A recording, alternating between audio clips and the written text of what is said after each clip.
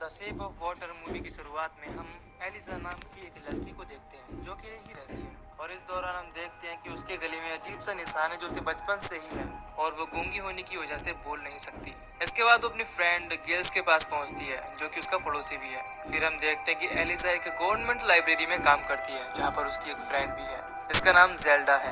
जब वो दोनों लैब में होते हैं तो वहाँ पर एक नया साइंटिस्ट आता है जिसका नाम रॉबर्ट होता है। तभी वहाँ पर एक वाटर टैंक लाया जाता है जिसके अंदर कोई क्रीचर बंद था और उसे कर्नल रिचर्ड नाम का एक आर्मी ऑफिसर अपने साथ लेकर आया था। इसीलिए जेल्डा और एलिसा को वहाँ से बाहर कर दिया जाता है।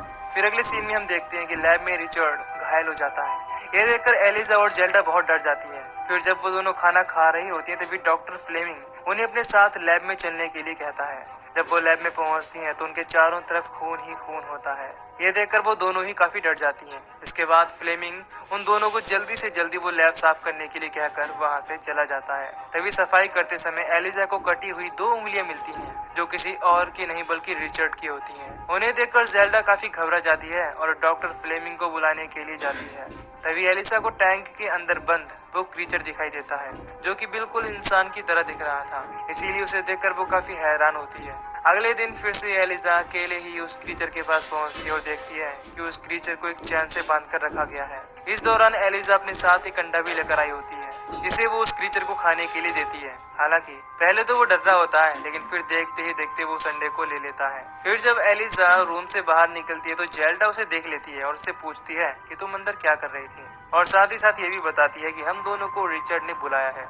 इसके बाद वो रिचर्ड के पास पहुंचते हैं। पहले तो वो जेल्डा के काले होने की वजह से उसका मजाक उड़ाता है। फिर वो उन दोनों को समझाता है कि तुम लैब साफ करने के बाद यहाँ से चुपचाप निकल जाया करो क्योंकि लैब के अंदर जो भी चीज है वो बहुत ही खतरनाक है जिसे मैं साउथ अफ्रीका की नदी से यहाँ तक लाया हूँ और हम दोनों ने यहाँ आते समय बहुत वक्त एक साथ बिताया है। इससे मुझे पता चला कि वो चीज बहुत ही खतरनाक है।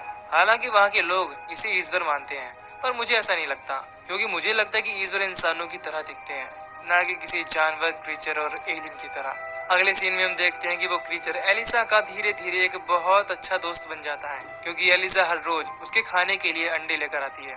इससे वो काफी खुश रहता है। इसके बाद हम डॉक्टर रॉबर्ट को देखते हैं जो छुपकर रशियन लोगों से मिल रहा था। इससे ये बात पता चलती कि वो एक स्पाई है यानी कि जासूस। फिर अगले दिन जब एलिसा लैब में पहुंचती है तो देखती है कि वो क्रीचर पानी से बाहर बंधा हुआ है और काफी घायल है। इस बात से एलिसा काफी घबरा जाती है। तभी उसे वहाँ पर किसी के आने का एहसास होता है। इससे वो लैब में ही छिप जाती है। फिर वो देखती है कि ये सब करने वाला कोई और नहीं बल्कि रिचर्ड होता है और वो फिर से उसे टॉर्चर करने लगता है। इस बात से वो क्रीचर बहुत ही ज्यादा डर रहा होता है क्योंकि रिचर्ड उसे लगातार इलेक्ट्रिक शॉक दे रहा था। इसके बाद वहाँ पर जनरल होइट आता है जो उस क्रीचर को देखकर काफी खुश होता है। इस दौरान रिचर्ड उन्हें बताता है कि इसे अमेज़न के लोग भगवान समझते हैं लेकिन ये एक जानवर से ज्यादा कुछ नहीं है जो पानी में रहता है।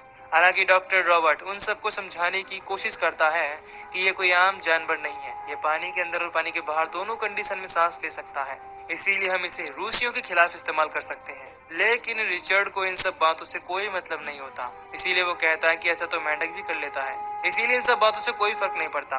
तभी वो क्रीचर बेहोश हो जाता है। ये देखकर डॉक्टर रॉबर्ट उसे पानी में डालने के लिए कहता है लेकिन वो उसकी बातों को इग्नोर कर देते हैं। फिर रिचर्ड जनरल होइट से उस क्रीचर का ऑपरेशन करके उसे चेक करने की परमिशन मांगता है, इससे वो उसके शरीर की बनावट को समझ सके। हालांकि रॉबर्ट जनरल उसे ऐसा करने के लिए मना करता है लेकिन वो उसकी बातों को सुनने से साफ इनकार कर देता है और ऑपरेशन की परमिशन दे देता है। ये बात सुनकर एलिजा बहुत ज्यादा परेशान हो जाती है।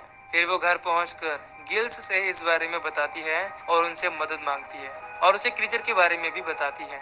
वो कहती है कि मुझे उसे बचाना होगा लेकिन गिल्स इस चीज के लिए इनकार कर देता है और वहाँ से जाने लगता है।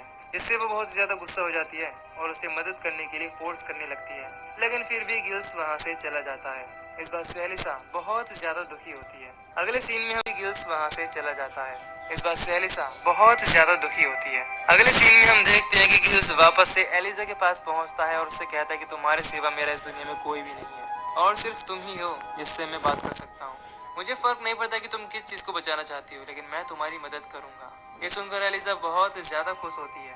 अगले सीन में हम देखते हैं कि रॉबर्ट को रेसियंस एक बम देते हैं और साथ ही साथ एक इंजेक्शन भी देते हैं जिससे वो किसी भी इंसान को बेहोश कर सकता था। इधर एलिजा और गिल्स ये प्लान बनाते हैं कि गिल्स कार लेकर लैब में पहुंचेगा और 5 मिनट के अंदर उस क्रीचर को लेकर वहां से निकल जाएगा। हालांकि इस दौरान वो दोनों ही बहुत ही ज्यादा डर रहे होते हैं। इसके बाद एलिजा जब रिचर्ड के केबिन की सफाई कर रही होती है तब वो उसके पास पहुंचता है और उससे बदतमीजी करने की कोशिश करता है, लेकिन एलिजा वहां से भाग जाती है।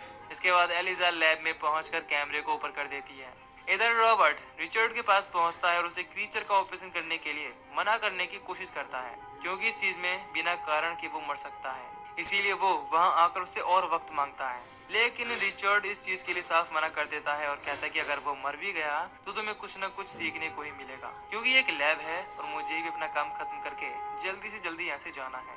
उसकी बातों से रॉबर्ट समझ जाता है कि वो कितनी भी कोशिश कर ले, लेकिन रिचर्ड उसकी एक बात नहीं सुनेगा।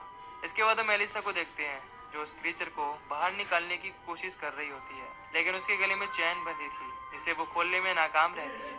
तभी वहाँ पर रॉबर्ट पहुंच जाता है, जिसे देखकर पहले तो एलिसा डर जाती है, लेकिन बाद में डॉक्टर उसे समझाता है कि तुम बहुत ही स्मार्ट हो। फिर वो उसे चाबी दे देता है, जिससे एलिसा क्रीचर के गले में बंधी हुई चैन खोल देती है। फिर रॉबर्ट उसे कुछ दवा देता है जिसे उस क्रीचर के पानी में मिलाना था, और साथ ही साथ वो ये भी बताता है कि उस पानी में एलिसा को नमक भी डालना पड़ेगा। इधर गिल्स लैब तक पहुंचता है तो सिक्योरिटी गार्ड उसे बाहर ही रोक लेता है और उसका आईडी कार्ड मांगता है, लेकिन जब वो अपनी आईडी कार्ड दिखाता है तो उस गार्ड को शक हो जाता है, क्योंकि वो एक फेक आईडी थी। इसके बाद हम एलिसा को देखते हैं जो क्रीचर को लेकर वहां से जा रही होती है। तभी जेल्डा उसे देख लेती है, इसीलिए वो उसे ऐसा करने से मना करती है और समझाने की कोशिश करती है कि ये गलत है। इसके बाद हम रिचर्ड को देखते हैं, जिसे गिल्स की गाड़ी को देखकर शक हो जाता है और वो उसे रोकने के लिए गार्ड को कॉल करता है, लेकिन गार्ड कॉल पिकअप नहीं करता क्योंकि वो गिल्स की आईडी चेक कर रहा था। फिर गार्ड समझ जाता है कि गिल्स की आईडी फेक है, इसीलिए वो उसे गन से शूट करने की धमकी देता है और गाड़ी से बाहर निकलने के लिए कहता है।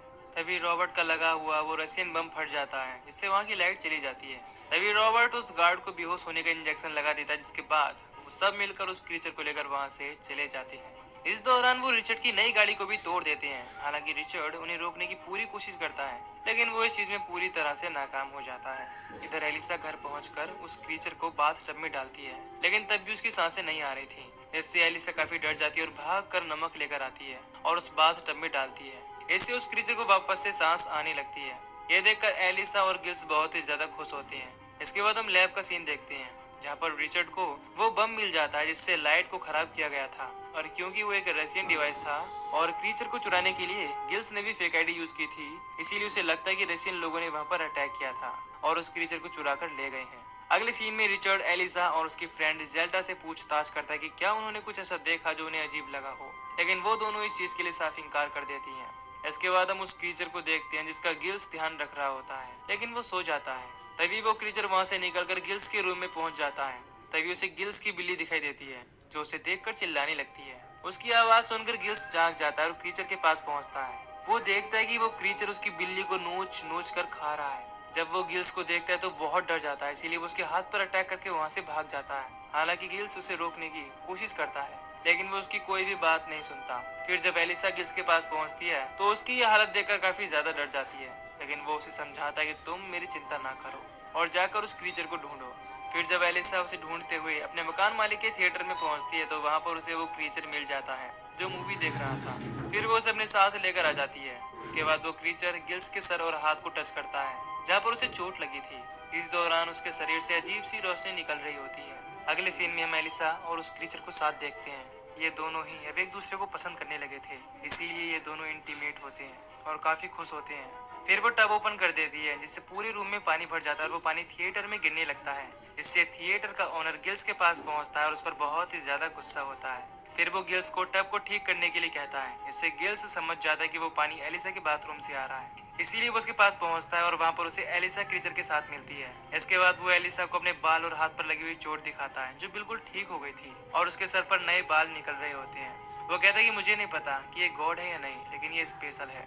फिर हम रिचर्ड को देखते हैं जिसके पास जनरल होइट पहुंचते हैं और उससे कहते हैं कि अगर 36 घंटे में तुमने उस क्रीचर को नहीं ढूंढा तो तुम्हारी नौकरी छीन ली जाएगी और तुम्हें मार दिया जाएगा। इस बात से रिचर्ड बहुत ही ज्यादा घबरा जाता है। इधर एलिसा इस बात से बहुत ही ज्यादा परेशान होती है कि उसे उस क्रीचर को वापस से नदी में छोड़ना होगा, लेकिन वो खुद से ऐसा नहीं करना चाहती थी। लेकिन उस क्रीचर की हालत दिन ब दिन खराब होती जा रही थी।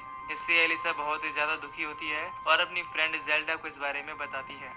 वो भी उसकी ये हालत देखकर काफी परेशान हो जाती है और डॉक्टर रॉबर्ट को इस चीज के बारे में बताने के लिए कॉल करती है, लेकिन वो कॉल पिक नहीं करता क्योंकि वो कहीं जा रहा होता है। इस दौरान हम देखते हैं कि रिचर्ड को भी उस पर शक होता है, इसीलिए वो उसका पीछा कर रहा होता है। फिर हम रॉबर्ट को देखते हैं जो रशियन एजेंसी के एजेंट से मिल रहा था। वो लोग उसे धोखा देकर गन से शूट कर देते हैं, लेकिन इससे पहले कि वो उसे जान से मार पाते वहाँ पर छुपा हुआ रिचर्ड उन लोगों को मार देता है और रॉबर्ट के पास पहुँचता है। फिर वो उससे उस क्रीचर के बारे में पूछता है और उसे बहुत ही बुरी तरह से टॉर्चर करने लगता है। हालांकि पहले तो वो इस चीज के बारे में कुछ नहीं बताता, लेकिन जब रिचर्ड उसे फोर्स करता है तो वो उसे बताता है कि उस क्रीचर को कोई रशियन एजेंसी नहीं बल्कि स्वीपर लेकर गए हैं जो हमारे लैब में काम करते हैं, यानी कि एलिसा और जेल्डा। ये सुनकर रिचर्ड जेल्डा के पास पहुंचता है और उससे क्रीचर के बारे में पूछता है, लेकिन जेल्डा इस चीज के लिए साफ इनकार कर देती है और कहती है कि मुझे इस बारे में कुछ भी नहीं पता। इससे वो उसे टॉर्चर करने की धमकी देता है और गुस्से से अपनी कटी हुई उंगलियों को फिर से अलग कर देता है क्योंकि वो पूरी तरह से सड़ चुकी थी। ये सुनकर वहाँ पर बैठा हुआ उसका हस्बैंड बहुत ही ज्यादा डर जाता है और रिचर्ड को बता देता है कि वो क्रीचर एलिसा के पास है। उसे ये बात इसीलिए पता थी क्योंकि उसने जेल्डा को एलिसा से बात करते हुए सुना था। फिर रिचर्ड के जाने के बाद जेल्डा एलिसा को वार्न करने के लिए कॉल करती है।